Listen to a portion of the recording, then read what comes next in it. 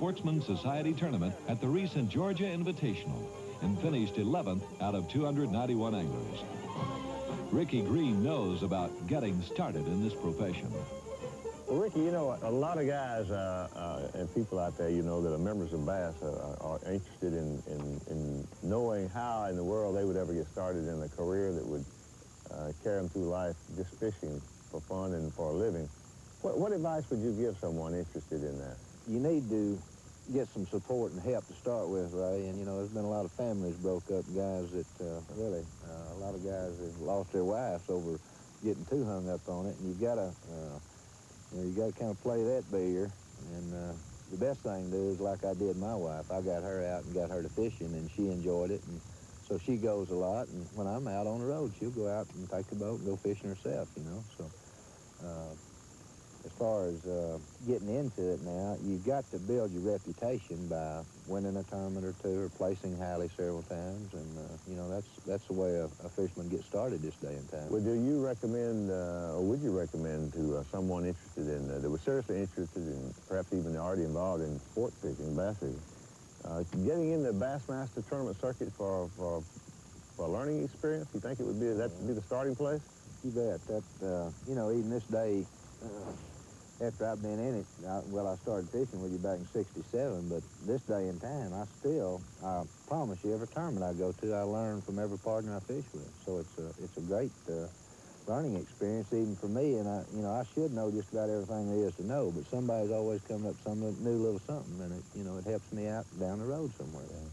So you think the learning experience is worth the entry fee for most people that are starting out? You bet. You know, everybody you can fish with, you're going to learn something from. If it's not fishing a tournament, getting a bass club, learn from there, you know. And then once you feel like you're pretty good, come on, get in there with us. We ain't all that much better than those bass clubbers. Well, we're certainly no different than the bass clubbers and the fellows that are out there living in every town and crack and cranny of America, I guess, that love to bass fish.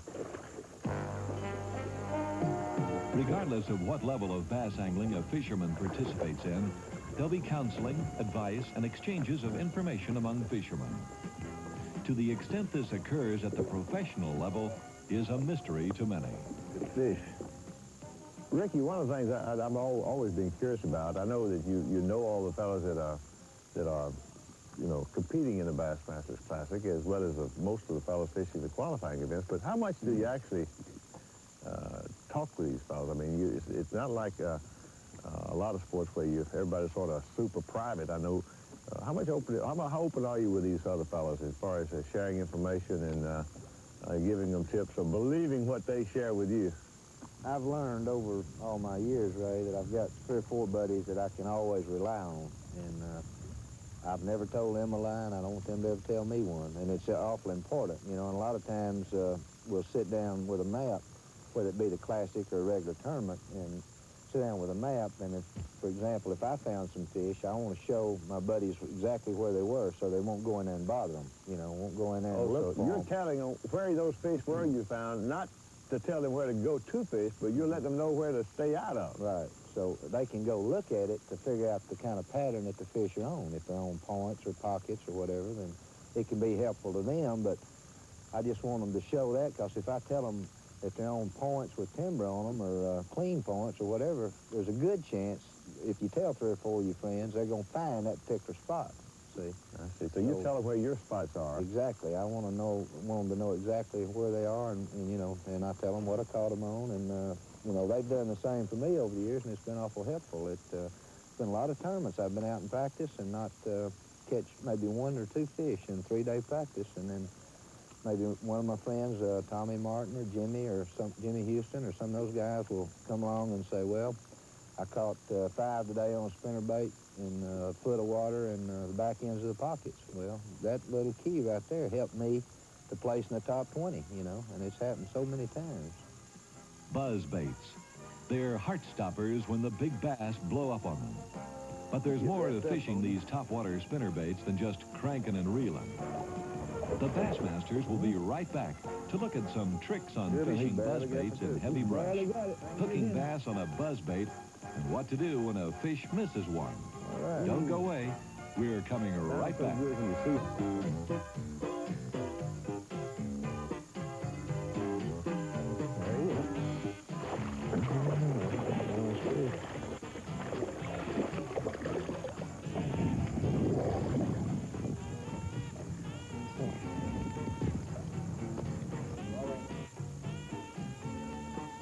Hey, Ricky, I noticed just a few minutes ago there when you caught that big bass there, when you hit your buzz bait, you hesitated, looked like about a second before you actually set the hook.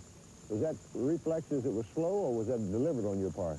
No, that was deliberate, Ray. I always on a buzz bait, a topwater lure, any type of lure that you've got near the surface or on the surface, I want to hesitate long enough to make sure the fish gets it and pulls it down. I want him to pull the lure down. That way, your odds of catching him are a lot better. You know, if your reflexes are too fast, a lot of times you'll snatch it away from him if you jerk immediately. Well, surely he's got it in his mouth by the time you see the flash. No, that's not true. Not true? What's happening between the time he blows it and the time you set the hook? He's got to turn down on it. He's got to turn his head down. A lot of times when that water blows up, he's just coming down on top of it.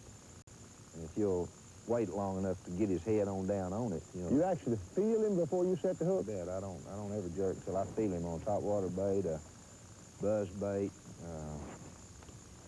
anything that I'm fishing on the surface. A Johnson spoon, that type, fishing in that heavy vegetation and grass and stuff is very important. And the best way to learn to do it and keep from messing up is hold your rod about 12 o'clock, and then you can't jerk. So if you hold it up here, then he pulls you down, then you can come back on him, you know. Oh, so keep your rod I up see. here where you can't jerk at him. Well, that makes a lot of sense. In other words, you actually, you put a sort of a restrainer on your jerk, in other words. You keep that rod tip a little bit higher so that you've got to go down. You've got to hesitate.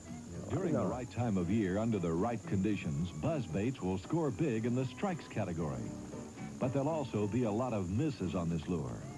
Knowing what to do after a fish misses a buzz bait will often put the bass in the boat. Hey! Oh, I missed him.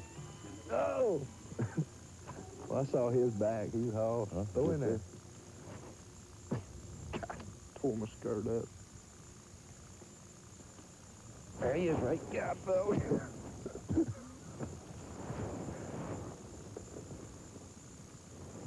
You notice I hesitated there. I think he got it. He got it. Oh, good fish. Good fish. He's a mean one now. And Albert.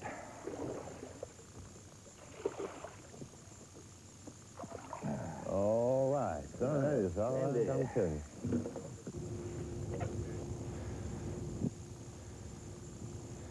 You know, he's 5.5 or so. That fish has been caught before, right?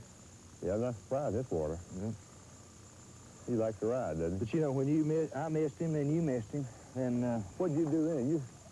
You grabbed another rod, I noticed. Yeah, I picked up a jig and threw it in there. Ah.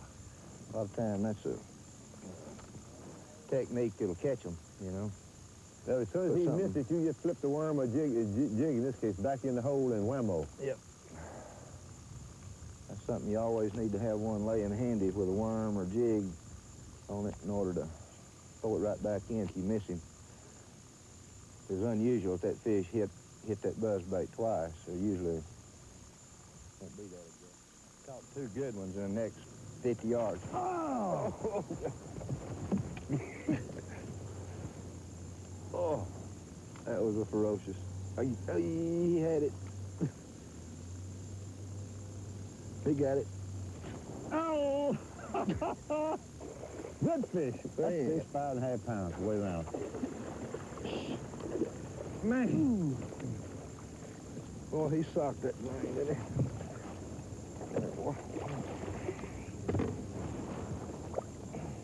Woo! That's a chunk of fish. And, Bass live in cover.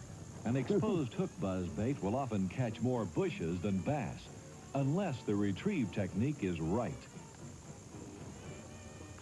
Rick, I noticed when we're fishing this real heavy stuff back here, when you're throwing right virtually in the middle of those stick-ups and bushes, when you're coming through there with that buzz bait, how do you keep it from hanging up? well, Ray, the best thing with a spinnerbait or a buzz bait, when you come up to some obstacle in the water that you can visibly see, you know, when you're down out of sight, it's a little more difficult, but you can see that obstacle if you'll, instead of hesitating like most people do when they hit something, if you'll speed your reel up just a little bit, just turn that handle just a little bit faster, that thing, what it'll do here, it'll just, when it comes up on a stick, let's say, if you slow it down, it turns over and hangs. if you speed it up, it just jumps right over. Uh-huh. It'll just, when you're throwing in heady cover, if you'll just speed it up when you touch something, then immediately it'll jump over it and you won't hang up. You know, right here's a good example. You're coming up on that brush right there, and if you'll just speed it up just a little bit, it'll come right on over it. Mm-hmm. I'm up here on the limbs. All right, watch this. See how I touch those limbs and I sped it up? Yeah, Just, yeah. The Thousand Islands of New York State and the famous St. Lawrence River smallmouth bass fishing. The Bassmasters will be right back with a look at a classic method of angling. Stay tuned. Since before the turn of the century, the Thousand Islands of the St. Lawrence River have been a sportsman's mecca. Fishing has been a way of life here, not only for the Indians who visited each summer, but also for the natives and tourists who commuted and fished throughout the area in handcrafted boats. Today, the fishing is still fantastic, and the techniques are much the same, but the equipment has changed. Well, we're in the right place, and we're overfished. Well, that's one nice thing about all of this modern electronics. But I wish somebody'd invent something that'd make the fish bite. I understand that. Somebody's going to... There you go, Hey. Fred. Don't goof up. There's a nice fish That's right good there. fish. There's a nice fish.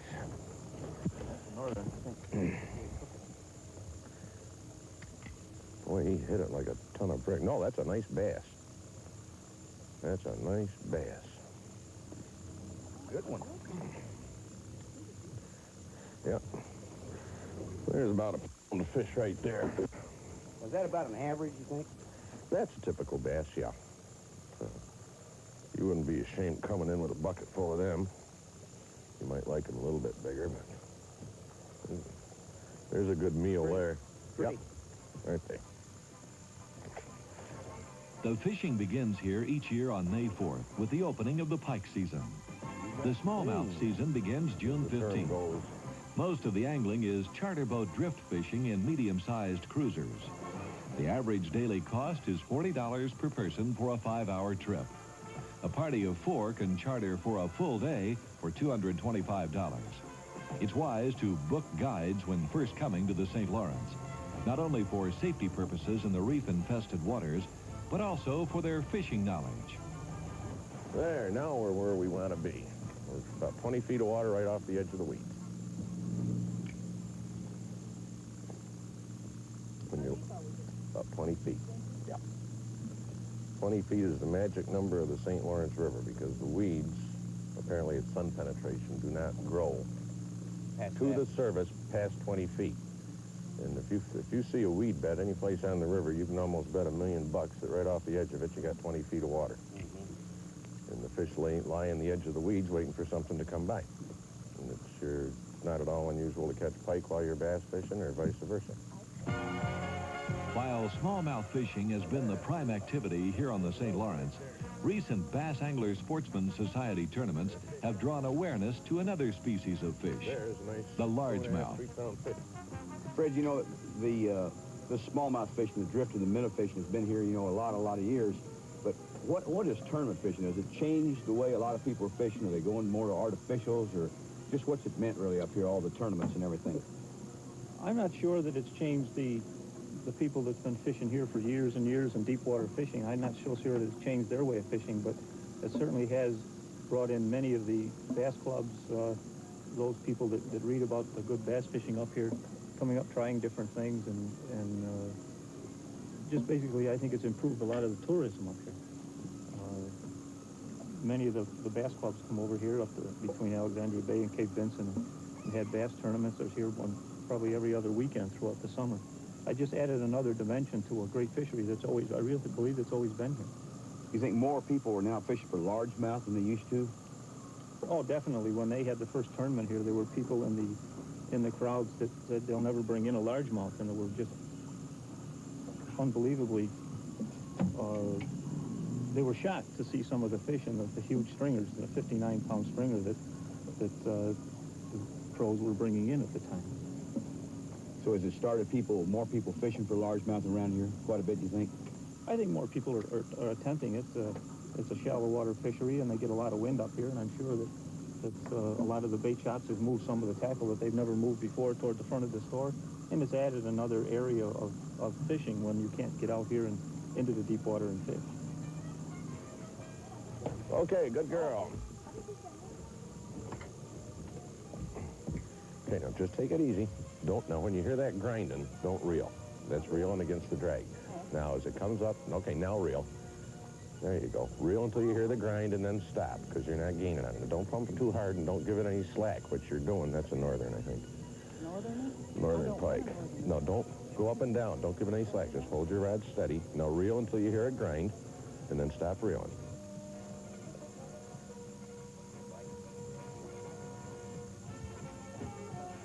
Go ahead and reel.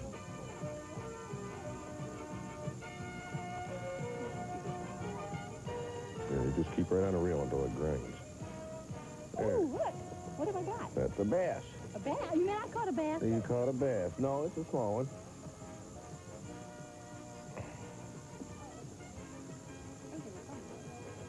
That's from all the way to New York to catch a bass. Yeah, they come all the way to, well, heck, a lot of people come to New York to catch bass.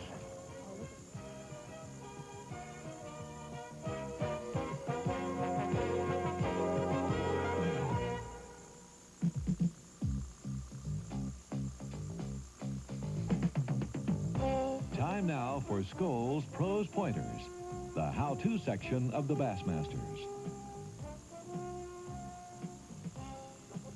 Most of the questions that I get asked around the seminars are, how do you buzz a spinnerbait? Buzzing a spinnerbait is fairly simple if you get control of it. When you make your cast, if you'll gain control of it while it's in the air, switching your rod from one hand to the other, second it touches the water, have control of it. If you allow the spinnerbait to sink 6 inches, then it's out of control. You'll never be able to bring it back and keep it up where you're buzzing it. To buzz it, you need to keep it right near the surface, not breaking the surface. If you break the surface, I feel like you're not going to catch near as many fish as if you were just keeping it right up there and regulating it better. It's a matter of speed control, and you need to just keep it right under the surface, making a wake on top of the water. I've found over the years of fishing that buzzing a spinnerbait works the best from water temperatures of, let's say, 60 degrees to 75. When you go above or below that, you need to slow it down or follow the contour by slow rolling it. Colors in spinnerbaits, I've found that the lighter colors work best on the lighter days, the dark colors on the darker days. There's about 4 colors that I use. That's solid white, solid chartreuse, blue and chartreuse, and black or blue. And that's about all the colors I need to go fishing with a spinnerbait. Baits for largemouth bass and drifting minnows for smallmouth. It's called having fun fishing, and of course catching isn't bad either. Next week, we'll be at North Texas, at Monticello and Welch Lakes. That's those hot water impoundments that are famous for big critter-sized trophy largemouth bass. So join us. For the Bassmasters, this is Ray. The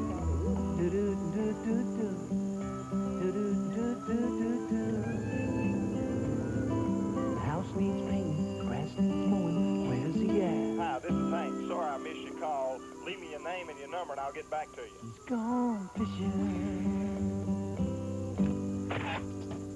Hank Parker's Outdoor Magazine. We're fishing somewhere. I can't tell you exactly where. Glenn made me promise this morning before we left his home in Ocala that I'd wear a blindfold. So if anybody recognizes where we are, write me a letter and tell me, because I was blindfolded as we came here. But anyway, we're fishing on one of Glenn's honey holes, and he says we're going to catch a big fish. I keep waiting, but any time now, I guess, Glenn, huh?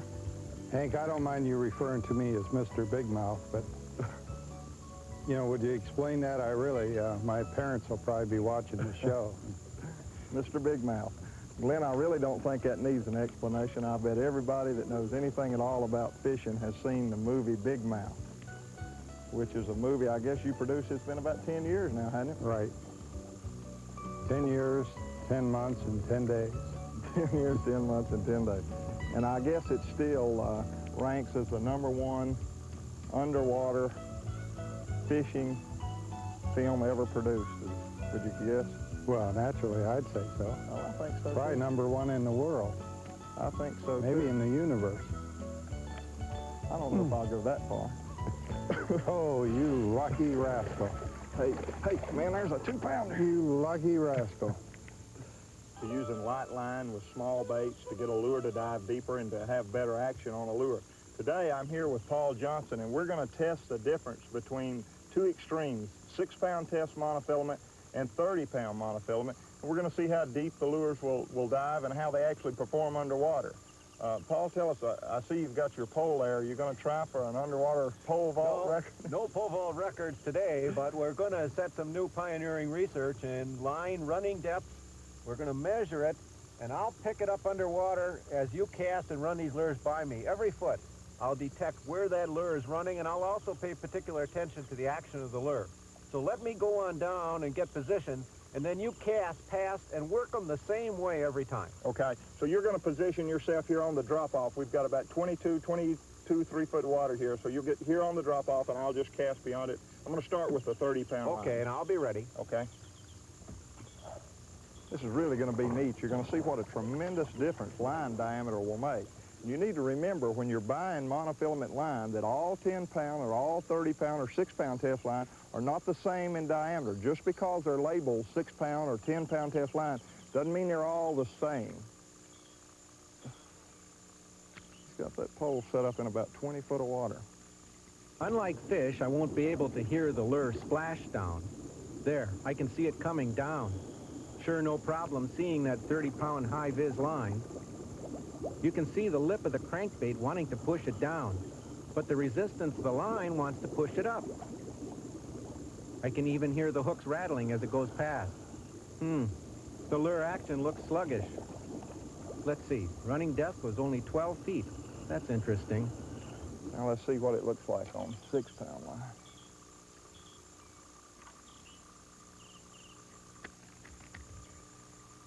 Okay, here comes the thin line. 6-pound test, but I can still see it. It got down faster, and it's running much deeper. Better lure action, too. Running depth, 17 feet. Hank and I repeated the test a number of times to verify the numbers. This is important if you want to get down to the depth where the fish are holding. The thicker 30-pound test line runs shallower every time. The thinner 6-pound line got down faster, and it ran deeper. I learned long ago that to do accurate underwater studies, you must record your observations right away.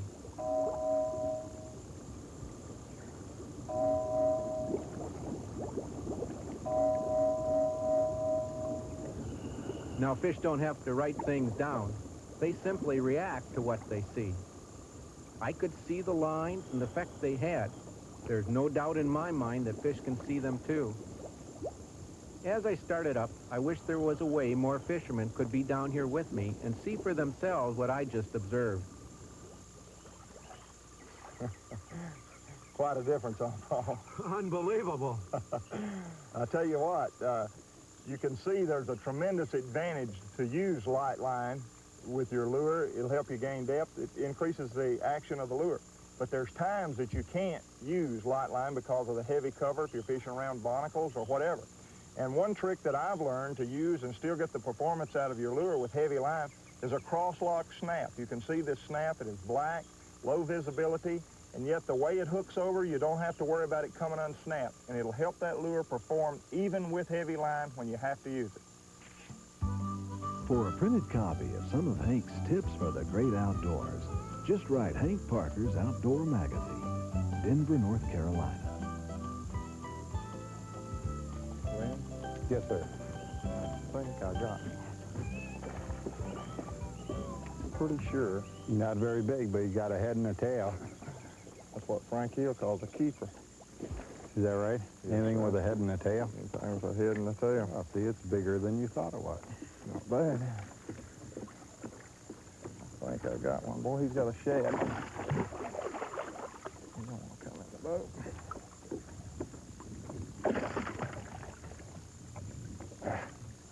How deep? How deep were you? I'd say he was about 7 feet deep. This bait I got on will run about 12 feet, and he hit pretty quick.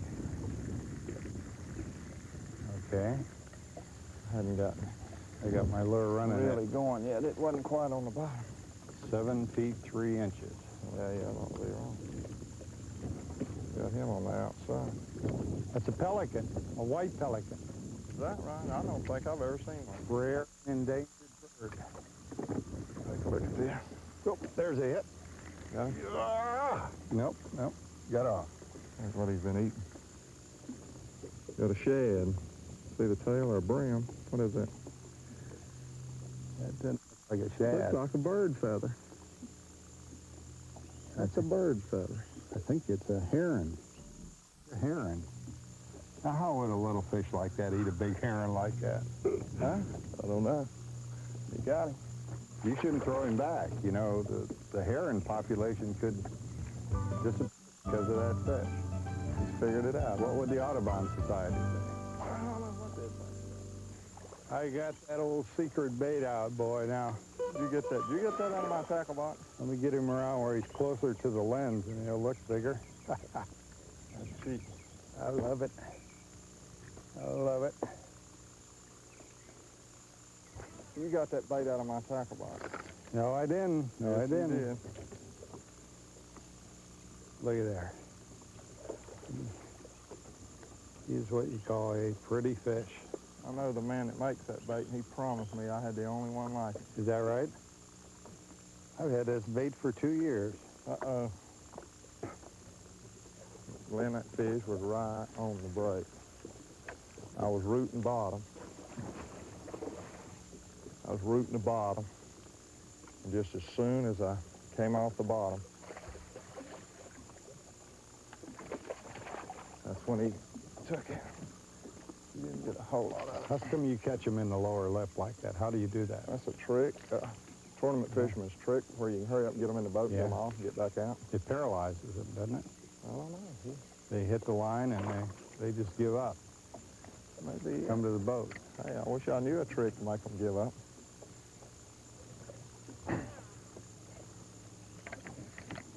Paralyzed hole, huh? Oh, there's a paralyzed hole. Boy, you're into them. I think Let's see.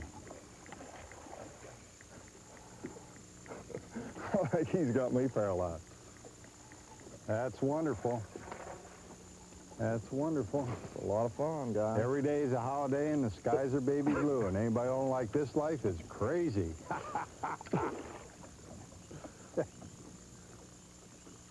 Ooh, Glenn.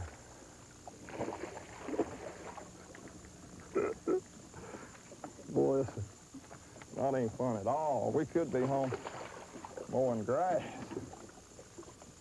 You know, John Powell solved the grass situation. He got grass that'll grow up 3 inches and stop. Where you could go fishing. Yeah. Okay. You're going to force me into putting on a crankbait. Tell you, I don't think he'll hit a crankbait. I'd stay with that big worm. Would you? Yeah. Okay, you talk.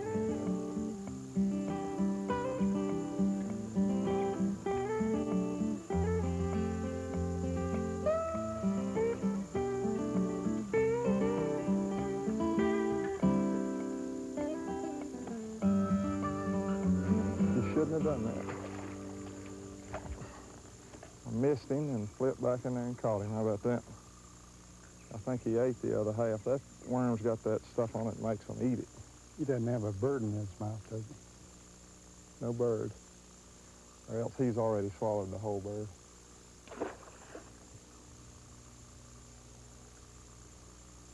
There he is. Hey, you're doing good. Oh, boy. Look at that. How about it? I didn't even catch him in the mouth. I snagged it. Boy, that is a hook now, I'm going to tell you. My reflexes are getting better. Lynn, do you feel like diving, seeing these bass, observe them in their habitat has helped you fishing to see how they parallel themselves to the structure? Yeah, definitely, Hank. I can honestly say I attribute all my years as a guide, and I had a policy of no fish or no pay, and we always caught fish. And I attribute that to the underwater studies that I did on the environment, that was the fish's environment, to be able to find out certain areas where there always seem to be fish under certain conditions. And on a big lake, you can't really see it. All you see is water. But along the kind of areas that we have here, you know, you'll see a tree come down and you look for certain things, and if there's a root system or whatever that comes out from it, you know that that's going to hold fish. In a place like this, you're always looking for some kind of structure, and having been down there and see all this, I think that it really helps. You know, you picture the thing in your mind, the kind of places where you've seen bass hiding back under there, and that's very important. Someday I want to be certified to dive. I really want to see it. But until then, I'll just have to look at the footage you shoot. Well, you know, as many bass as you've caught, now you may go down there and they may gang up on you. I don't think there's any danger.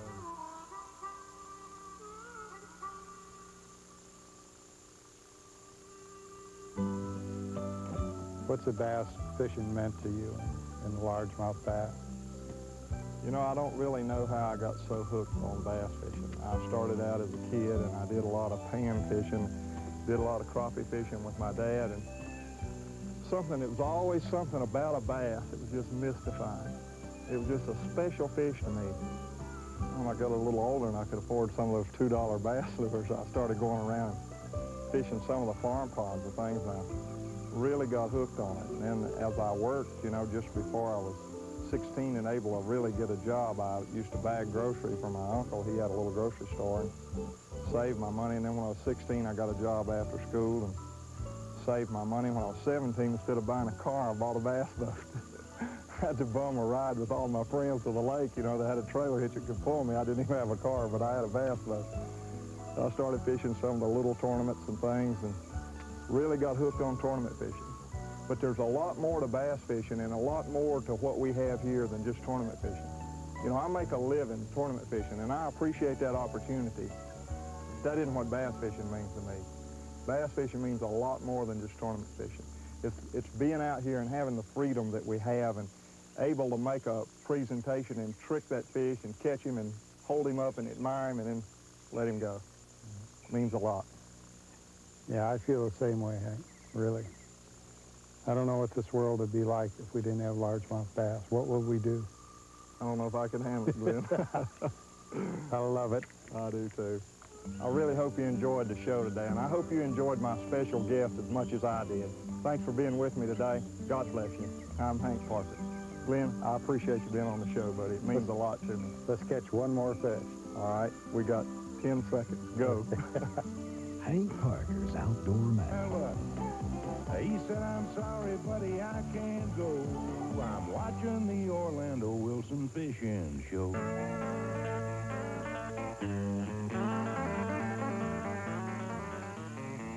Our show today presents coverage of the 1985 Redman All-American Bass Championship, held November 4th through the 9th on Arizona's Lake Havasu. A total of 39 fishermen, the best of the best, competing for $150,000 in cash. One man, the winner, takes home a whopping $100,000.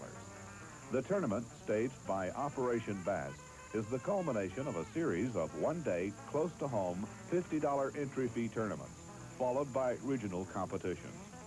These 39 anglers are the finalists from a field of more than 19,000 fishermen. In a moment, we'll be back with coverage of the 2 days of practice and the 2 days of competition, and the awarding of a check for $100,000.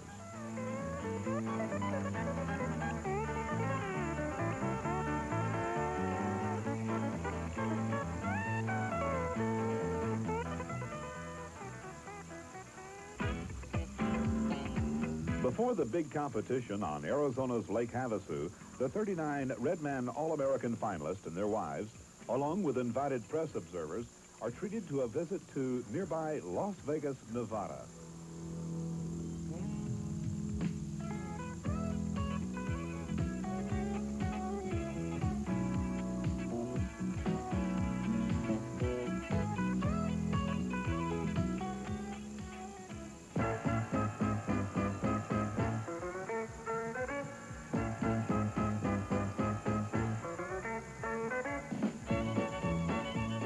then it was on to Lake Havasu, Arizona, and preparation for the fishing competition staged by Operation Bass. First, there's 2 days of practice. Virtually none of the 39 competitors have fished this lake before.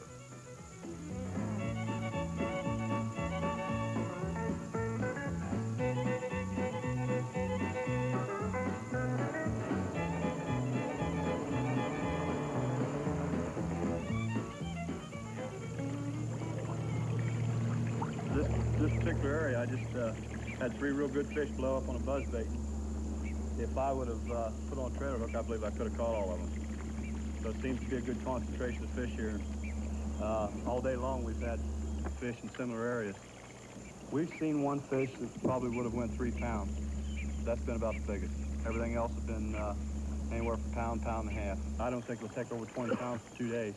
We ran way up the river. We stayed up there all day. Saw a lot of wildlife, birds, Indian carvings on rocks. Yeah, we had a good time. High point of the day, those carvings. I think it's going to be tough. Very tough.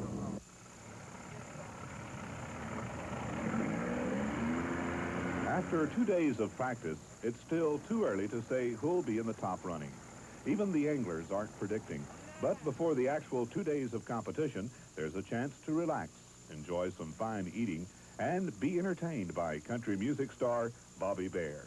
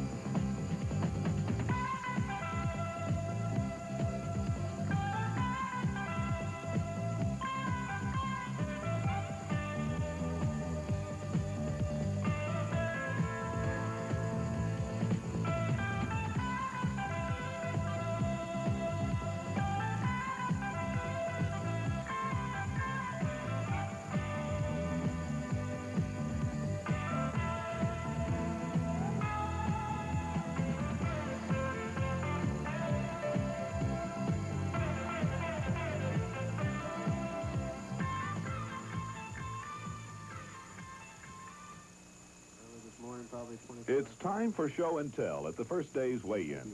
The anglers don't mind showing, but at this stage of the competition, they won't be giving away any fishing secrets. There's a press observer in each of the boats to act as referee for the tournament. Each man can bring in his best 7 bass, as long as they're at least 13 inches long. A 2-ounce bonus is awarded for each bass that's brought to the scales alive. All the fish will be released back into Lake Havasu. Jerry Speed has put 2 in his bag, I believe, so far. There's a 3rd, 3 bass. There's a 4th, good, solid keeper. That's going to put him definitely in contention. Each one of the first flight boats needed to be by a check-in boat at the mouth of this canal at 2:30. The second flight due at 3:30. Fishermen will be penalized 10 ounces per minute. For each minute they're late, up to 15 minutes, then they lose their entire catch. Jerry Speed qualified in the top 12, Regional 2 at Sinclair. He's from Fairfield Drive at Dothan, Alabama. He's a self-employed welder. 8 pounds, 13 ounces, 8:13 for Jerry Speed. Jerry, let's get a little fishing information here if we can. Tell them all exactly how, when, where. You don't mind withholding any fishing information. Well, let's hold off till tomorrow. So right now, with bonus, Jerry Speed has 9 pounds, 5 ounces. His raw weight was 813. We're looking for someone to beat that 813 raw weight. Carl Maxfield, who came in here with a grin on his face the last couple days in practice. Got one small one there. There's another one. How many is that in there? Uh-oh, 3. He's reaching for another one. 4. Haven't seen any hogs yet. They're getting big. 5. There's a good bass. Look out, Jerry Speed. Erase your fears about Lake Havasu. 6. He's reaching for a tournament limit of 7 bass. That's the maximum they could bring in here today was 7 bass. There's a tournament limit. Carl Maxfield. 7 alive. To the raw weight that I read here on Carl's fish, you can automatically add 14 bonus ounces to this. Today, Carl fished with Don Dodd from Columbus, Mississippi, who's with the Columbus Commercial Dispatch. His weight, a new leader, 11 pounds, 10 ounces, 11-10, a new tournament leader, Carl Maxfield. How do you feel right now? I feel great. If it ends right now, I win, right? Here is Rick Klein. Rick needs no introduction to bass fishing circles. His reputation speaks for itself. Has won most every major tournament going. Rick Klein, 6 bass, 6 alive. He's accompanied by Jim Zumbo at Everett Large for Outdoor Life magazine.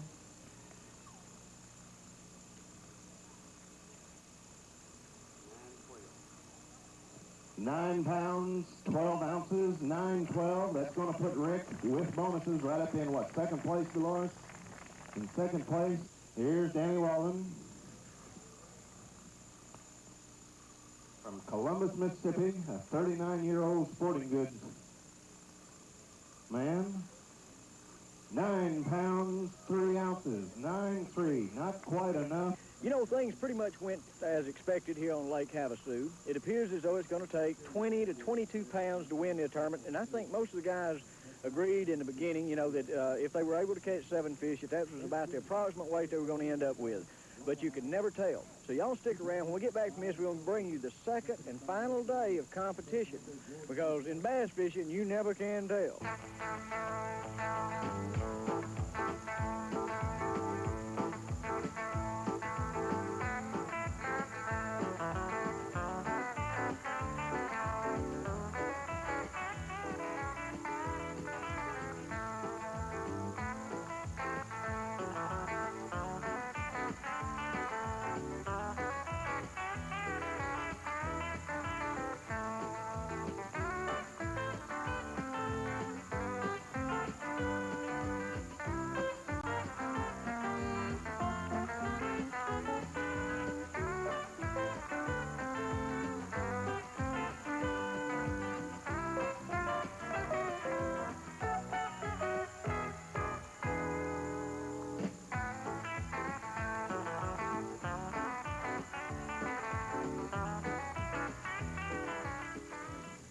All right, the second day weigh-in is just beginning over behind me.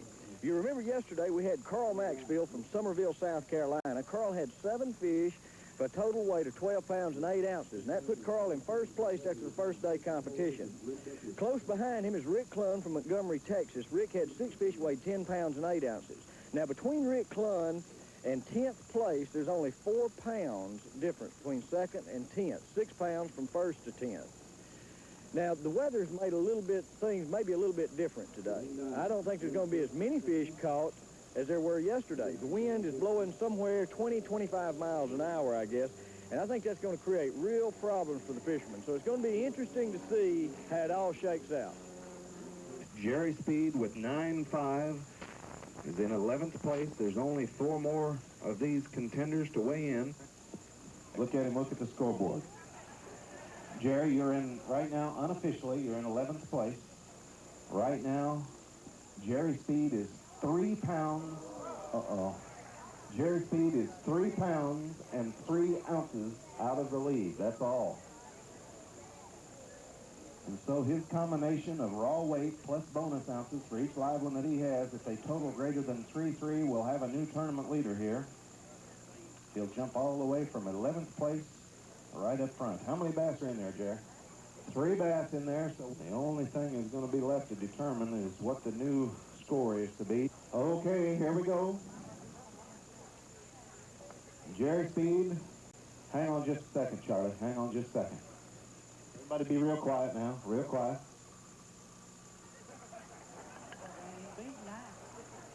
Usually we can put this big old PA system up against there and just hear that heart thumping. Jerry Speed, Dothan, Alabama, yesterday, 9.5. He's got to beat 3 pounds, 3 ounces. He's got 3 bass, 3 alive, and the weight. 5 pounds, 4 ounces. You are the new tournament leader. 5 pounds, 4 ounces. Let's get a total here as quick as we can, Dolores. Jerry, what do you think your chances are right now? Maybe 4. When you say maybe 4, obviously there's some folks with some fish behind you. Let's give Jerry Speed a big hand. He's accompanied today by Alvin Burt out of Brentwood, Tennessee. Okay, Carl Maxfield. We've got a 7-ounce bag here. I'll just tell everybody that right up front. So about a 2-pounder will move him back into the lead. Carl Maxfield from Somerville, South Carolina, 2 bass, 2 alive. 2 pounds, 12 ounces, right back into the lead for Carl Maxfield. Now we've just got ounces separating you and the second place man. How do you feel? Out real good. Well, I think that definitely, Carl, you deserve a big round of applause. And if it were all over right now, you're $100,000 richer, but if you're going to be up there in contention anyway, let's give him a big hand. Danny Walden yesterday had 9 pounds and 15 ounces. He's got to have at least 5 pounds and 9 ounces to go into the lead for that $100,000.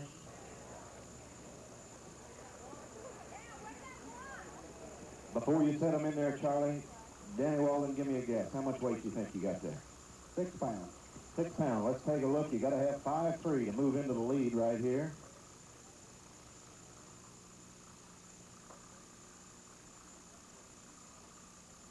Pounds, 12 ounces, and a new tournament leader.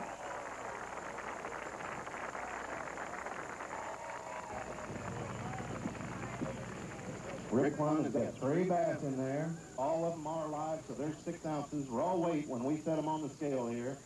He's got to have 6 pounds and 3 ounces to win this Redman All-American Bass Championship.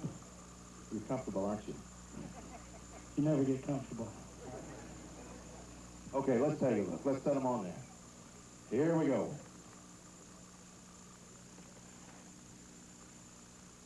6 pounds.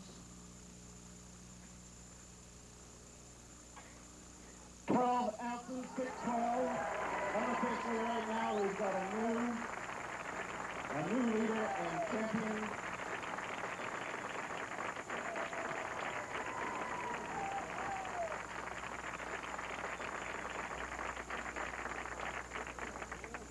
This goes back to the dream of mine when I quit Exxon Oil Company in March of 1974.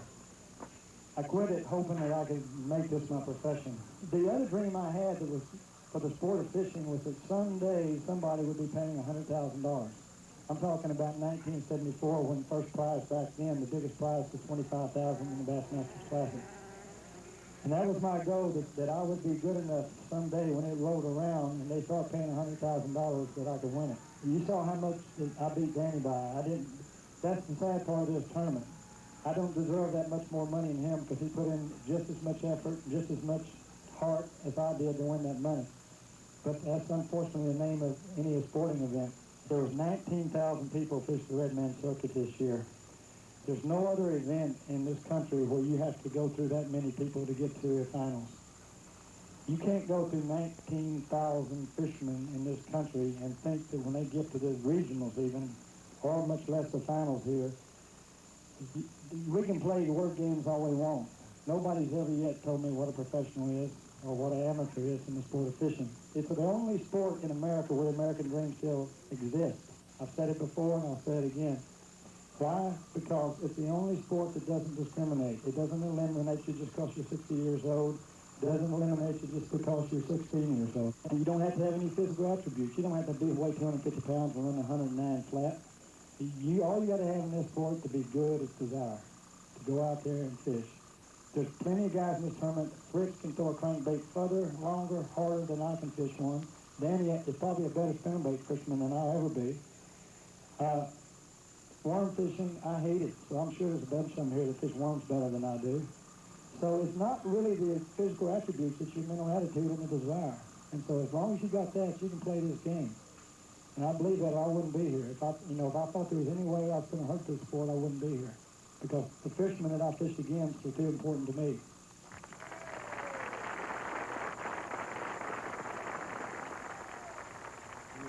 A representative of the Pinkerton Tobacco Company, manufacturers of America's best shoe, Red Man, Mr. Tommy Watson. Red Man Chewing Tobacco as a company is justifiably proud of their affiliation with Operation Bass. The real success of this to us and the other sponsors and Operation Bass, and what makes it so great, is not one individual or one sponsor behind this format, but it's all the support we get across the country from the grassroots fishermen. And I want to call Shaw Grigsby up here, last year's All-American champion. Shaw's, Doc, turn around and let them see the back of your jacket here. This is the 1984 jacket. How about you taking the microphone here? Let me get the jacket, and you can award the jacket to Rick for me, all right? Pass it on from one champion to another. Rick, I want to congratulate you greatly on this. It's a super job. And I wish you continued success, and maybe you can come back and do this like you've done the Bassmasters Classic, win it once or twice more. Congratulations.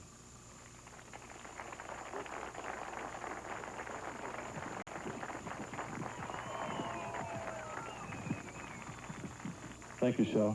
Rick, speaking for all the fishermen all year long, since February, that have fished the Red Man Tournament Trail, I want to give you this plaque and tell you congratulations on their part. That we need to take care of right here. I've got a check, little old check right here. It reads Operation Bass, November 9th, 1985, paid at the order of $100,000, $100,000 and no $100 for first place in the Red Man All-American. Step right on up here, Rick. Paid at the order of Rick Clun, $100,000, $100,000 and no $100 for first place in the Red Man All-American, and I'll sign it.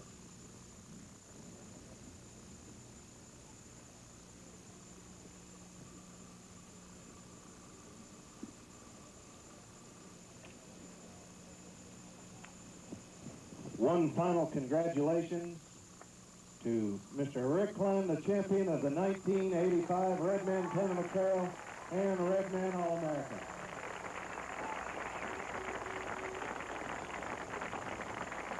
For 3 years in a row, we've been pleased to bring you the Red Man All-American Bass Championship.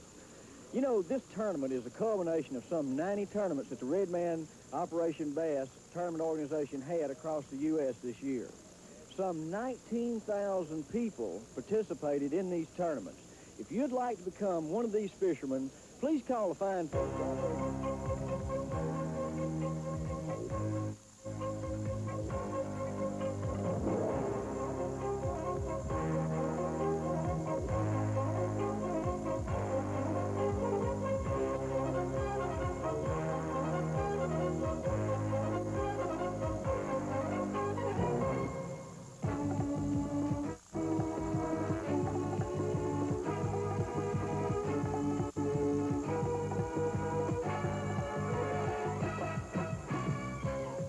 For most of us bass anglers, the only fishing that's happening right now is right here on the television screen. But down in Texas, it's a different story. It could be raining, snowing, sleeting, or freezing. It could be fog so thick you couldn't see the other end of the boat. But these small discomforts aren't a factor on Lake Monticello or Welsh Lake in North Texas. At least not a factor for hundreds of bass anglers looking for just one bite or just one fish. The Bassmasters will be right back for a look at what to expect during that wintertime bass fishing on the hot lake of Texas. Don't go away.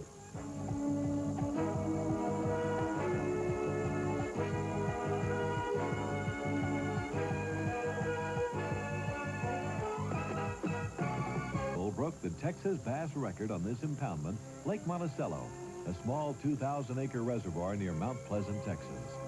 That 14-pound, 1.5-ounce bass broke a record that had gone uncontested for 37 years and brought instant fame and thousands of bass anglers to this lake. Monticello has big bass, lots of them, and there are 3 reasons it does. This impoundment, like many in Texas, is stocked with Florida strain largemouth, a bass that grows big and then gets bigger.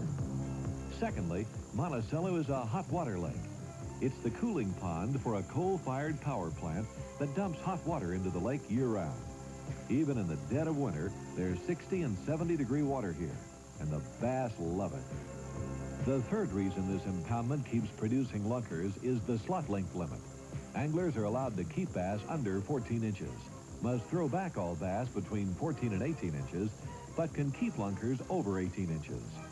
Regardless of trophy catches, more and more fishermen are subscribing to catch and release, turning back lunkers like this 9-pounder. Even fish which are caught, kept, and weighed are later returned to the water. There's one angler here on Monticello who's the undisputed king of big bass anglers, Tommy Myler. This full-time guide from Mount Pleasant doesn't hold the lake record, but the number of critter bass he's landed, fish over 7 pounds, is a different story. And his knowledge of this lake is impressive. Yeah. Well, what is the water temperature right here where we're fishing? We're about a half a mile from the district. Right in here, it's about 76, 78 degrees. And we've got an air temperature of about 28 to 31 degrees this morning out here right now, and after an overnight low of about 25. So that's remarkable, isn't it? Yeah. It really is. Does that water temperature stay warm all the way to the bottom like that, or is it just pretty much so, because like I say, of the current, it's got a pretty good mixing action. Sometimes it'll vary, maybe 7 or 8 degrees. If you get in 20, 25 foot of water, it'll vary, 7 or 8, 10 degrees. Very, very seldom over that. This time of year, do these fish hold where this water is the warmest, or will they fan out into some of the 60, 50-degree water? The water temperature doesn't really have that much to do with where the fish is, because there's not that much variance, especially this time of year, as far as their productivity range or whatever. It'll vary. I'll say at the most 78 to 80 degrees at the outlet to 61, 62 degrees in some of the shallower water away from the outlet. Tommy, we've been out fishing these deeper drop-offs and these creek channels and what have you on this lake. Since this water temperature is so warm, and we're coming up basically headed towards springtime here in the middle of January, what do these fish do as far as spawning? Do they spawn right here in the middle of the winter too, or do they just wait till the normal time, or what?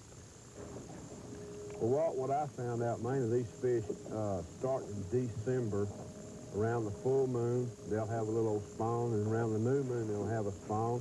Same thing January, February, March, and April. So consequently, you have fish in a pre-spawn, a post-spawn, a feeding situation.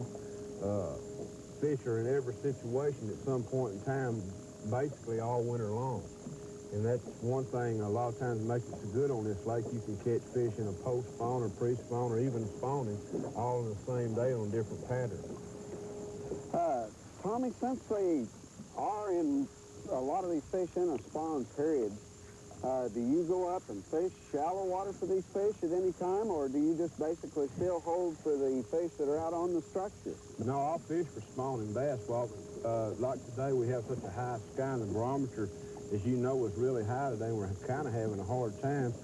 But basically, when I fish with those fish on the bed, it's real early in the morning or late in the evening, or if we have a heavy cloud cover or something, I found it, then you can turn those fish on the beds a whole lot better than in a clear situation like we got now. Stay on board.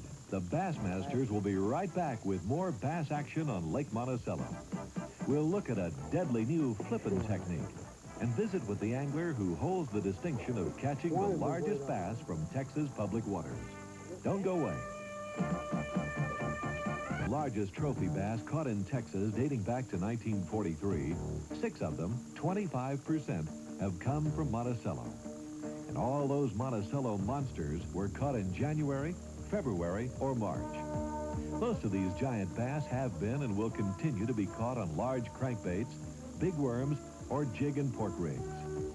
Some anglers have started using live bait, big shiners. Critter fishing on Monticello is almost a cult. Anglers will drive hundreds, even thousands of miles to this impoundment. They'll brave terrible winter conditions and the ever-present fog in hopes of landing just one giant bass. The angling pressure here is tremendous.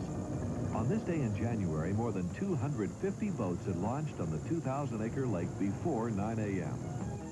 Later, in February, as many as 600 boats may be on the lake at any one time.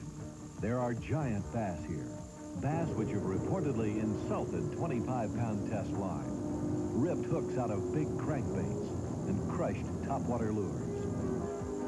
But to fish this lake in the manner it must be fished, to be successful, an angler must be infected with a severe case of Monticello mania. He must be dedicated. He must be tough, because simply the time between strikes here can be lengthy. Some call the fishing on Monticello as exciting as watching grass grow or paint dry. A typical hard winter day is spent trying to stay warm from the cold air, dry from the fog, and still interested enough to keep casting. The regulars here are on a quest, a search for their personal grail, a giant largemouth bass that will bring them instant gratification and perhaps fame. Good fish. It's a mindset anglers must have to endure the hardships and frustration which this lake breeds. It's a dedication not unlike climbing mountains or shooting whitewater rapids. Simply, it's a belief, a heartfelt belief, that the next cast is the right one. There's really no magic to fishing this lake. Just motor along, tie up or anchor, and cast, and cast, and cast, and cast. For most, it's not a matter of where they cast, but how often. How many times in an hour or a day or in 24 straight hours of fishless fishing they cast to the big bass they know are there. How tough is it? One angler, starting in December, fished 45 straight days without landing a bass over 7 pounds. Tommy Milam, Walt Reynolds, and bass pro Tommy Biffle of Oklahoma, fishing under high skies and a high barometer following a cold front, managed only 3 keeper bass in 3 days of fishing. Biffle caught all of them, and 2 of those 3 bass were caught by a method of angling little used on Monticello, flipping or pitching, a different style of lure presentation Biffle uses in 95% of his fishing. This young angler, although a relative newcomer to the Bassmaster tournament trail, is already a legend in Oklahoma. His letter-perfect flipping delivery is so deadly that in many Oklahoma bass tournaments, other contestants openly admit they're fishing for second place. Tommy, I know you've done throwing that jig pretty good ways out there. Would you mind showing me how you get the technique down? There's got to be a trick to it. I've been stumbling all over myself. Yeah, trying to do it. I hadn't done much yet. The best way to learn how is to keep your jig in your hand, keep it between a foot of your reel, in front of your reel, and just open your hand and let the bait swing out. And kind of push the rod down and lift it up. You push your rod tip up, bring it up with your wrist, kind of roll your wrist up, and then once you get the right swing on it, you don't need to hold it in your hand anymore. You just hold it in your hand to get the right swing on it, to learn how, and then you just flip it like that, and you can throw it, and you can throw it up to great distance, 40, 50, 60 feet.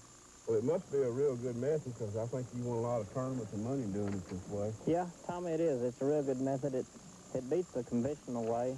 Well, the jig kind of hits the water a lot softer, doesn't it? Yeah, you can control your splash on it, and you can throw it over log jams and back of coves, where your boat can't get to, where you're hung up. Then you can throw it to a lot other places, and you can throw it a lot of places. Although not a hot water impoundment, Lake Bob Sandlin, a 12,000-acre reservoir that backs up to Monticello, is also getting some attention. A monster 12-pound, 14-ounce bass set a new Sandlin record last year, on August 31st. Many feel the bass would have weighed in excess of 14 pounds if caught during the prime spawn period in spring. But it's Little Lake Welch, just a few miles from Monticello, that's sharing the limelight for critter bass. It was here in December 1983 that the largest bass ever caught in Texas public waters was landed. That largemouth weighed 15 pounds, 3 3/4 ounces. This giant bass was caught by Welch Lake guide Bill Ockerhausen, better known as Ocker. To say he spends a lot of time on the lake is an understatement. He literally lives here. I got him on a little bait. How big is he? About 4, maybe 3. He's on a small crankbait. Big female. Oh, I'd set it up. Almost fired, not quite. That's a good fish. He's pretty good there. Right down the middle of the creek channel, wasn't it? Yeah. This creek getting, what, 5 feet across? No, but it's about 10 foot deep. 5 feet across, 10 feet deep, and nothing on either side of it. Yeah. Fish will weigh 4. Yeah. That's not the one that we're looking for. Maybe she's over here visiting her fat aunt. Have you caught a lot of big fish up in here?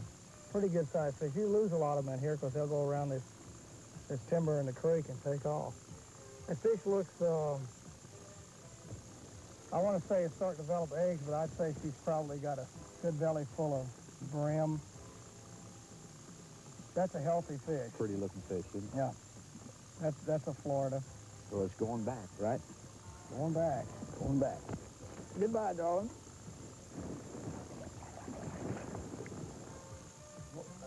The Bassmasters will be right back for a look at when and how this trophy bass was caught, and a look at the lake that many feel holds even larger bass than Monticello. Stay on board. As Lake Welch receives tremendous fishing pressure, it's not unusual to see in excess of 200 boats fill up the 1,365-acre impoundment on a January or February day. Welch, like Monticello, is a hot water power plant lake.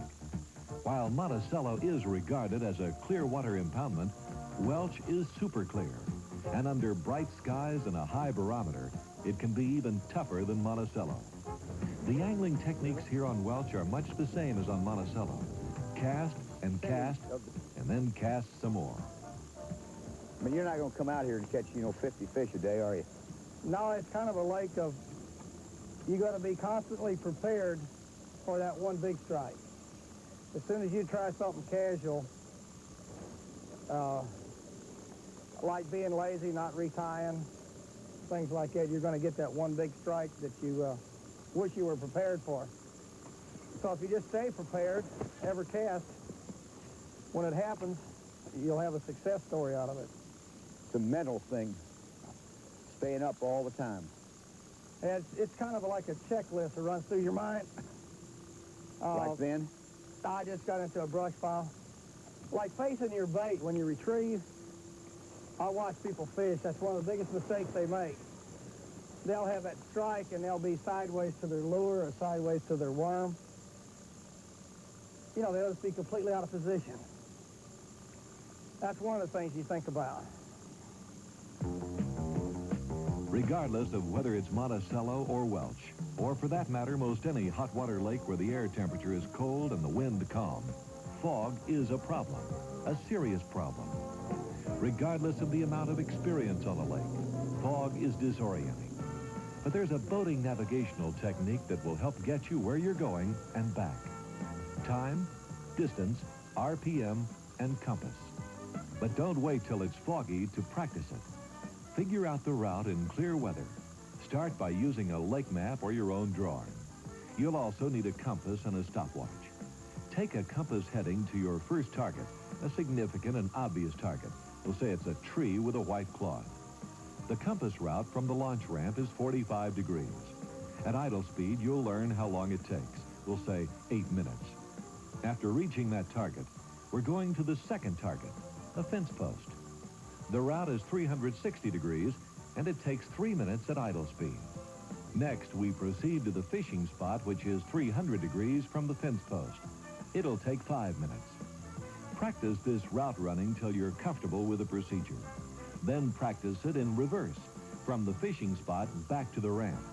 This will get you home if the fog comes in while you're fishing. Being prepared for the one big bass you may hook is often the difference in landing a trophy, even down to the hooks you use. You do that on all those, Bill? All those crankbaits? Yeah, Chuck, what I'm doing, see, I'm changing the split rings and the hooks out on these. Now, here's how they normally come. This is a Rebel Mini R. These hooks that are on here, I'm sure they're proper size, you know, to get the maximum motion out of the bait. But now I sacrifice a little bit when I put these bigger hooks on here. What I'm doing, these are nice sharp ones that come with it, is putting on a good Acadian-plated Eagle Claw hook. A lot bigger. Now, you have a little consequences with it. You have chances of getting your hooks together, you know, like this, and missing the fish completely. But to minimize that, I position this back hook, you know, with one up and two down, and the bottom hook, I position it where one hook will hit the bait and like two will hang down. That to me will hook the fish better, and it also is the best position to keep them hooking together. I see. That's the only hazard is them hooking together.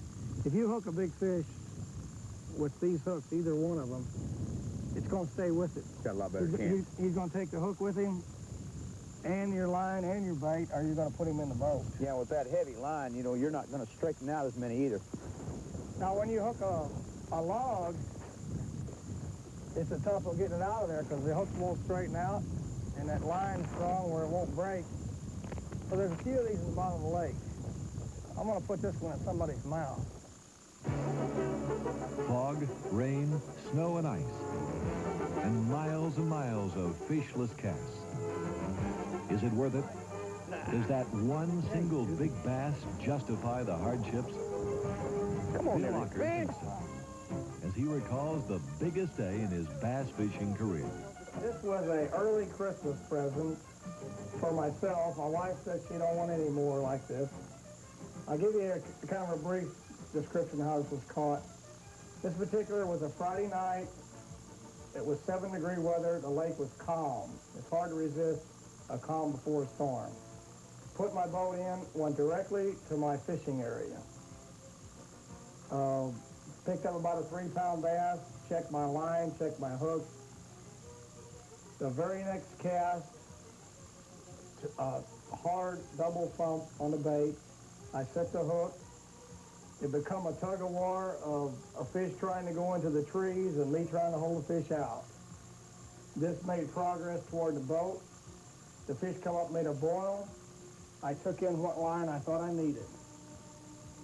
I let go, I got my net, and I almost had these two things together perfect, except the fish went deep and under the boat. And I sat there for what seemed like an hour, probably 2 or 3 seconds, while the fish surged under the boat. Then the fish turned, came up. I put the net under the fish, it folded, and I sacked the fish up, put it in the boat, turned it over, put my tackle box on, headed for home. I figured I had enough fishing for that day.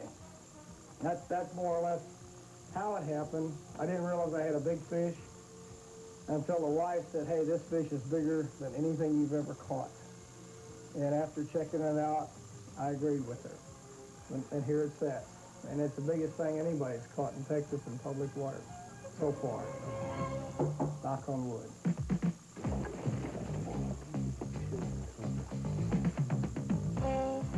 Time now for Skoll's Pros Pointers, the how-to section of the Bassmasters. Flipping or pitching correctly and accurately, like Tommy Biffle is demonstrating, is a deadly bass-catching technique year-round. And once you learn the basics, the rest comes easy. Most of my success on the tournament trail has been by flipping. It's an old method, but I have a new angle on it. I use a 7.5-foot rod, 20 to 30-pound line. Most people use a quarter or a light jig. I prefer a 5/8. A 5/8 will go through the thick cover to the center of the trees where your bait needs to. It'll drop through moss. It'll drop through trash or scum on the water. Another reason I use a 5/8 jig, I flip from 15 to 40 feet It gives you greater distance and more accuracy in the wind. It goes through your cover better. The technique is a new technique. The easy way to learn this technique is to hold the bait in your hand, just let your hand fall open and swing your rod tip up in a sweeping motion. This will give you the distance you need. You need to keep your bait from here to here, and don't bring it down here or you won't be able to do it. You need to bring it there and just drop your hand away. If you want greater distance, just put more power in your upswing. You'll get greater distance and more accuracy. He said, I'm sorry, buddy, I can't go. I'm watching the Orlando Wilson fishing. B. Edwards. They've located a likely-looking point, marked it with buoys, and are setting up to throw crankbaits or largemouth bass. Here we are, JB. Look at that. We got it marked. Almost got a perfect L. Now, tell you what we got here. I hope you can see from this camera shot, we've got two white markers that are positioned in 4 or 5 feet of water. Now, the top of this little ridge that we're fishing is 4 to 5 feet deep all the way across. Now, we placed these other markers that you can see in this big wide band in 8 feet of water.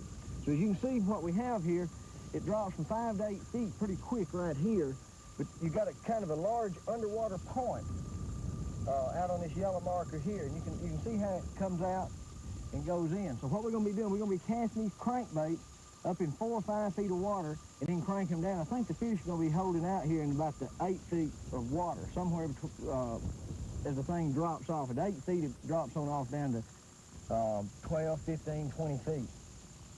And so that's what we're going to be doing. You ready to get them, JB? Let's do it.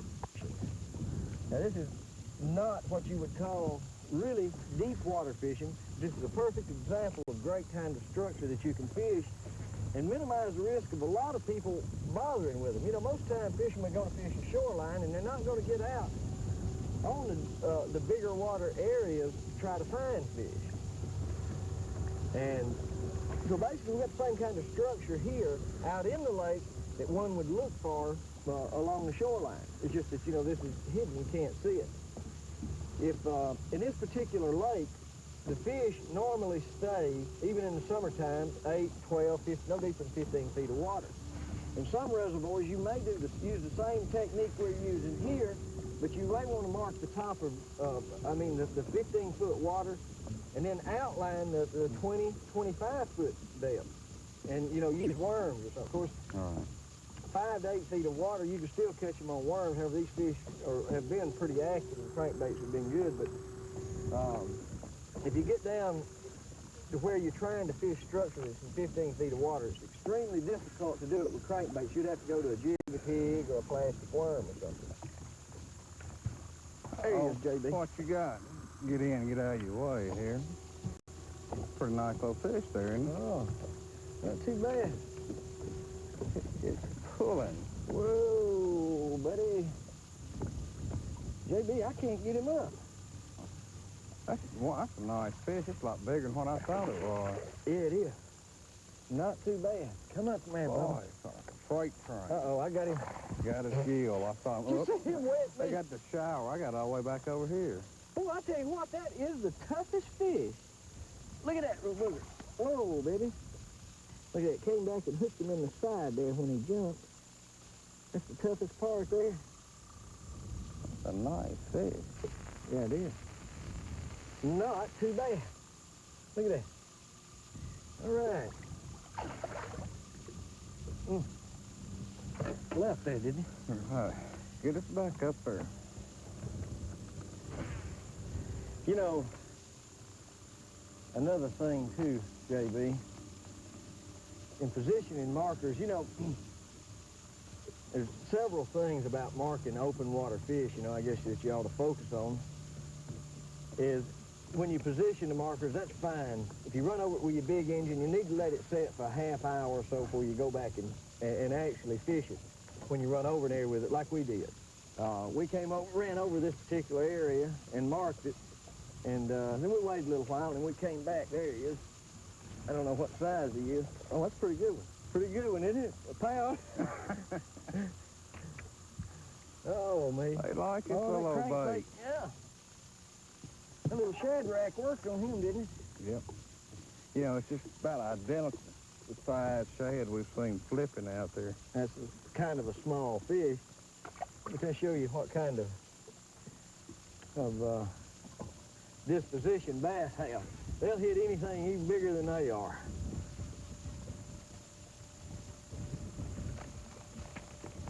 Oh, there he is. This is a better fish. All right. Look here, look here. That's a nice fish. Don't jump off. I don't have him hooked very well. Whoa, baby. Whoa. Whoa, did you see him jump right into the side of the boat? Boy, you got to be careful with crankbait. When you reach down to get the fish, make sure that you got your zeroed in on. He could run by you with that rear hook hanging out and stick it in your hand and rip you open. Isn't that a pretty fish? Pretty shaped fish, man. Yeah, man.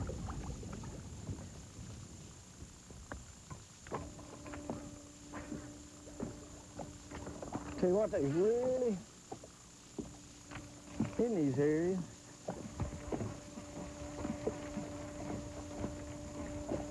Got gunshot now. Everything. Every time I hit the bottom, I want to Isn't that the way it is, you know, when you get in a few little bunch of fish, you know? Tell him. You get the adrenaline going, and everything that touches you lure. You think, you know, you got another fish.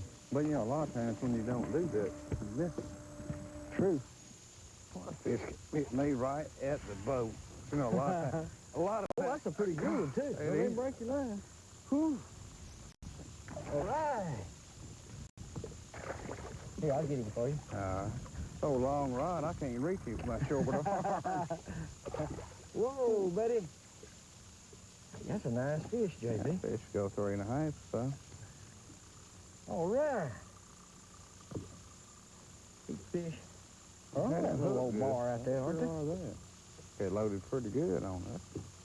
Well, JB, give me the pliers there so I won't hurt this fish. Here you go.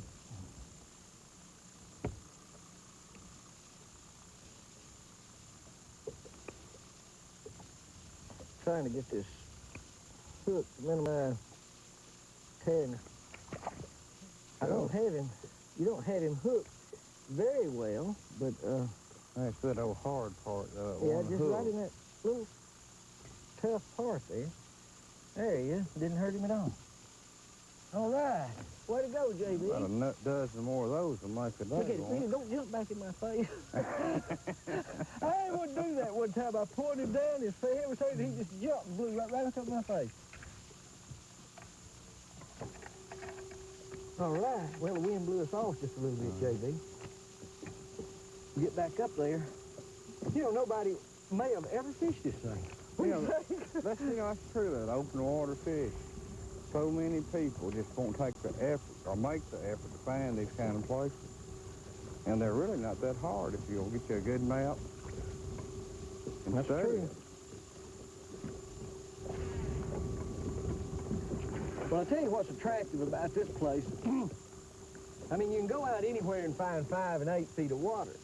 But the key thing that we've got here, we got a creek channel that runs along that bank over there and turns right along the back side of that last white marker over there. And it runs out along the other side of the orange one and the yellow one there, and then it turns toward the boat. And it turns and goes on out through there.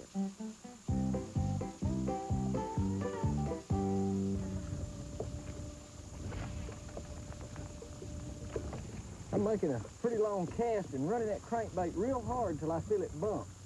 And then I'm slowing it down.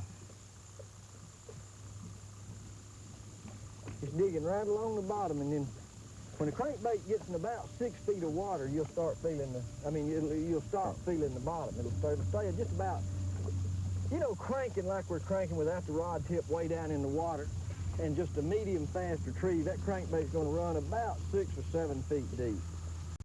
And I'm bumping. All right, I just quit bumping.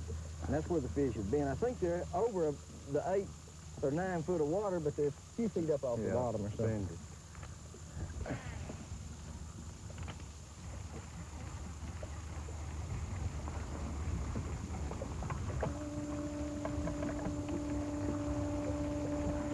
But you notice the fish that we've caught, JB, haven't been right here where the 5 to 8 foot of water falls off quick. It's been more on this little point area. Right. Where you have a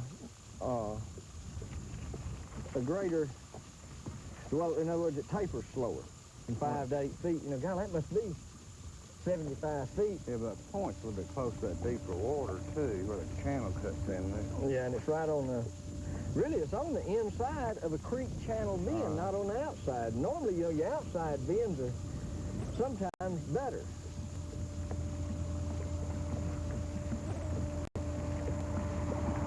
But I guess it all depends on the circumstance. At the time.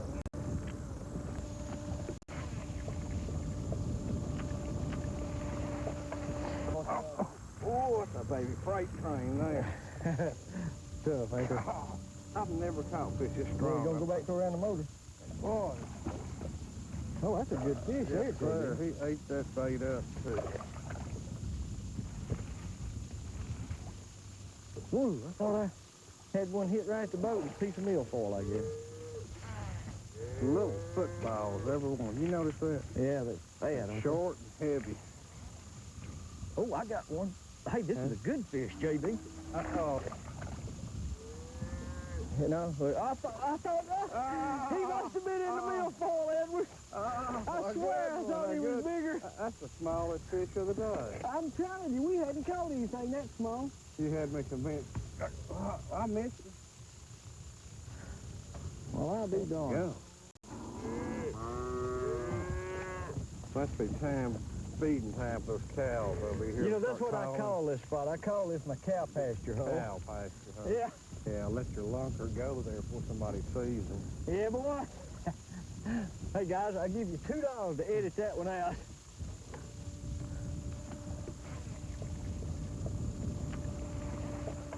You want to be sure when you pull in on these markers in position to really try to remember exactly how everything is. Now, the next time I fish this thing, I won't put out all these buoy markers.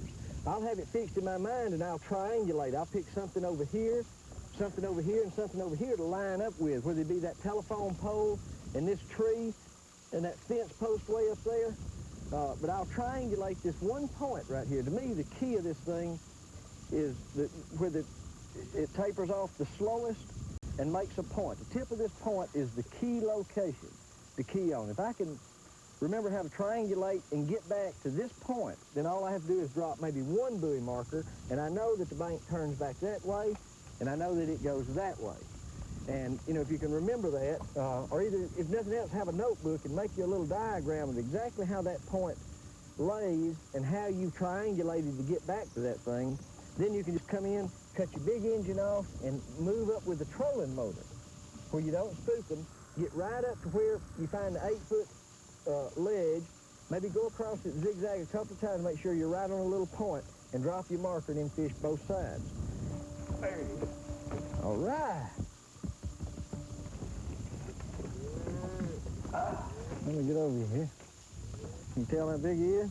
Oh, it's not real big. Oh, that's pretty good. I got his head. Oh, no wonder he can't do nothing. Right. You got him. Had him hooked sideways. Yeah, you did. Monking these fish. Pretty. Really pretty. You got him hung in that little thin membrane there. Nice fish, JB. Another.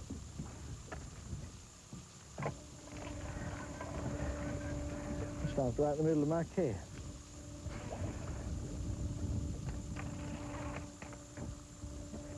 Boy, I tell you what, these fish are all... Oh, there he is. Oh, he came off, JB. Uh-oh. That may have been a good fish. It's about I mean, when he hit it, he pulled the drag just a little bit. I mean, he got up there and got a hold of that thing, I'm telling you. Oh, there he is, JB. Another one. I tell you what, are these things stacked on there or what? They sound like they bunched pretty good. Whoa. I can't take off. I just lost one. I had a hit right there. There we go. That's a pretty colored thing. Look at Man, look how dark he is. The lateral line. Ooh, come back in here. You done made him mad now. Woo! Ow! Wow! Let him get a hook in you now. No, he wasn't going to get a hook in me. I am real careful about that. I've done that a time or two. I tell you, it don't take but once or twice to teach you about learn that. fast. I tell you, look at the pretty stuff here. You pretty? Boy, that's pretty. Yep.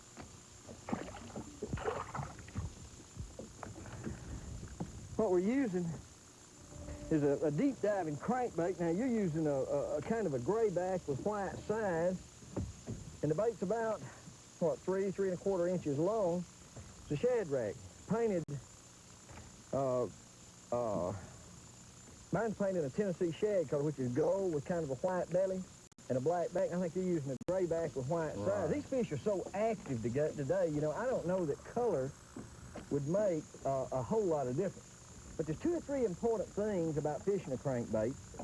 Number one, all of them have a little eyelet on the front that you should attach your line to. That allows the crankbait to swim freer. Also, is keeping it in adjustment. Now, you'll notice when we're cranking the crankbait today, we're cranking the crankbait real fast. If the crankbait is coming back to you and kind of running on his side, it'll make him, if he's running on his right side, it'll make the crankbait swim to the right. If he's running on his left side, it'll make it swim to the left, so it won't come back at you in a true path. So what you need to do is turn the crankbait, the eye of the crankbait, let me have those pliers, JB. What you need to do is put the pliers on the eye of the crankbait, with the crankbait facing you. You turn the eye the opposite way you want the crankbait to run, and just turn it just a little bit at a time until you get the crankbait coming straight at you when you're cranking as hard as you can. If the crankbait rolls on its side, or if it rolls over and over, you're just not going to be very effective with it, and it's not going to dive as deep as it's intended to dive. So just remember, bend the eye of the hook, turn the crankbait eye in the direction opposite the way you want the crankbait to run. And you got another one, huh? Yeah, there he is. Well, that's a good fish, JB. Yeah. Oh, he's a tough little old fish. I'm telling you, they don't know that they ain't 10-pounders, do they?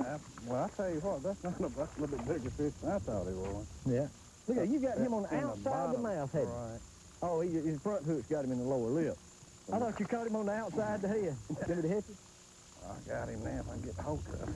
Now, we're here in summer. You'll notice a lot of these fish have places on them. As you come out of the winter time, the cold water period, and the water begins to warm up, you get a good algae bloom. And what happens, these fish, the algae blooms will cause the fish to break out in these sore-looking places on them. That's a strong fish. Dropped him, didn't you? Yeah. All right. Way to go. I like that. Another one.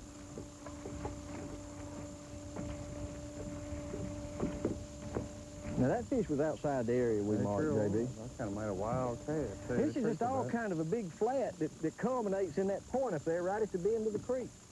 I guess they move in on that bend and just filter back in this little inside flat area. I tell you what, this is a real good spot in the spring of the year. I fished this particular lake a number of times, and it's always produced. There's a good fish. I mean, I don't know how good he is, but he's a fish. He's a pretty good one. Pulling, isn't he? Yeah. Or he thinks he's big anyway. I guarantee you. It's just a thousand wonders. I was getting ready to lift my lure. That's a pretty decent fish. It is. I heard it. When it hit, I thought one just blew up. He just came right over and just nailed that bait just as I was getting ready to lift it out of the water. Whoa, Bubba. Oh, fat, healthy little old fish. Whew. Look at that. Pretty, aren't they? Nice. But I want the big one.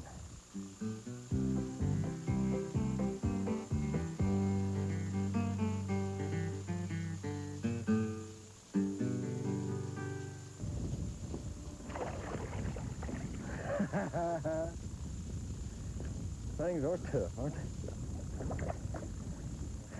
Look what a pretty color that fish is. Just as bright as it can be, and look at the lateral line. Ooh. All right.